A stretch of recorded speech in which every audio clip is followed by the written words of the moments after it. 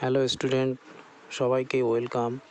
আজ আমাদের বিষয় ক্লাস 12 ম্যাথের সিবিএসসি একটা অবজেক্টিভ টাইপের প্রবলেম। দেখো, কস sign inverse 2/√5 plus cos inverse x equal to 0, এটা গিভেন। বোথ সাইডে আমরা এখান থেকে এক্সের ভ্যালু ফাইন্ড করতে বলেছে। বোথ সাইডে আমরা কস ইনভার্স দিয়ে মাল্টিপ্লাই করে দিই।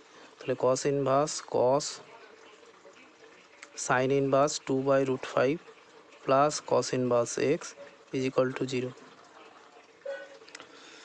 এবার দেখো, কস আর কস ইনভার্স ক্যান্সেল হয়ে তাহলে কি পড়ে থাকে এখানে? Sign inverse 2/√5 plus cos inverse x is equal to, এখানে দেখো কস ইনভার্স দিয়ে মাল্টিপ্লাই করলে কি হবে? Cos inverse 0। তাহলে এখানে আমরা লিখতে পারি কস ইনভার্স, কস কত ডিগ্রি ভ্যালু 0? কস π/2 এর ভ্যালু হচ্ছে 0। এখানে sign inverse 2/√5 plus cos inverse x মানে আমরা জানি π/2 মাইনাস সাইন ইনভার্স এক্স হচ্ছে কস ইনভার্স এক্স। এখানে কস আর কস ইনভার্স ক্যান্সেল হয়ে শুধু π/2 পড়ে থাকলো। বোথ সাইড থেকে π/2 ক্যান্সেল হয়ে গেল।